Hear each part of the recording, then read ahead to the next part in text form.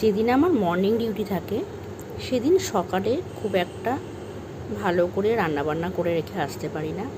তো এই দিনকেও আমার মর্নিং ডিউটি ছিল। তো রাতে গিয়ে কী রান্না করব ভাবছি, আর আমার বড় মেয়ে বললো যে গিলা নিয়ে আসছে, মেটে না গিলা। তো গিলা খেতে কিন্তু আমরা খুব ভালোবাসি। তো আমি এখানে নিয়ে নিয়েছি 3টে বড় বড় পেঁয়াজ কেটে নিয়েছি, আর রসুনগুলো দেখো আমি এখানে কেটে নিয়েছি। অনেকটা পরিমাণ রসুন নিয়েছি, আদার পরিমাণটা কিন্তু কম নিয়েছি। চিকেনের যে কোনো রেসিপিতে আদার পরিমাণ সবসময় কম দিতে হয়, আর রসুনের পরিমাণটা একটু বেশি দিতে হয়, তাহলে চিকেনের আসল টেস্টটা আসে। তো আমি দেখো রসুনগুলো এখানে ছাড়িয়ে নিচ্ছি। আর এতদিন কিন্তু আমি হাতে ক্যামেরা ধরে ভিডিও করতাম, এখনও মাঝে মাঝে করি, কিন্তু এই ক্যামেরা হোল্ডারটা আমাকে দিয়েছে আমার এক ভাই।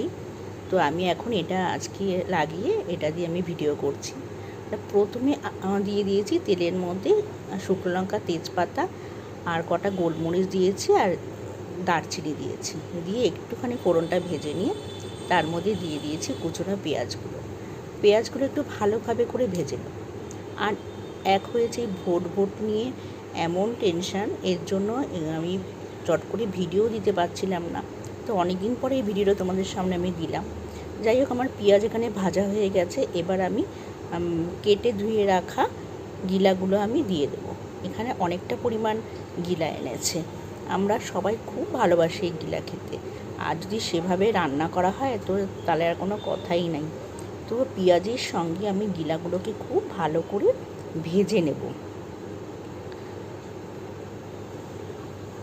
ভালো করে দেখো ভেজে নিচ্ছি। দেখো গিলার থেকে কিন্তু জল বেরিয়ে গেছে, আমি কিন্তু জল দিইনি, এখানে ঢাকাও দিইনি। আমি ঢাকা খুলেই কিন্তু পেঁয়াজের সঙ্গে গিলাটা ভাজতে আরম্ভ করেছি। একটু ভেজে নিলে কি হয়, ওটার টেস্টটা কিন্তু অনেকটাই অন্যরকম হয়, ভালো লাগে খেতে।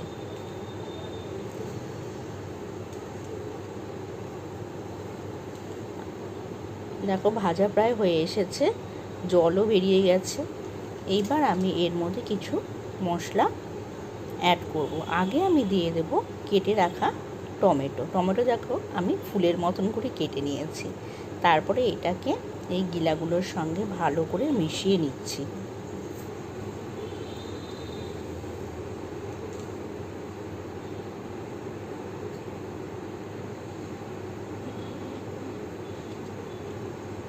আর এদিকে দেখো এই যে জিনিসটা, এটা কিন্তু আমাদের এখানে মেলা হয়, সুভাষ মেলা, এখান থেকে আমি কিনেছিলাম। কেমন হয়েছে বলো তো তোমরা কিন্তু জানিও এটা কেমন হয়েছে দেখতে।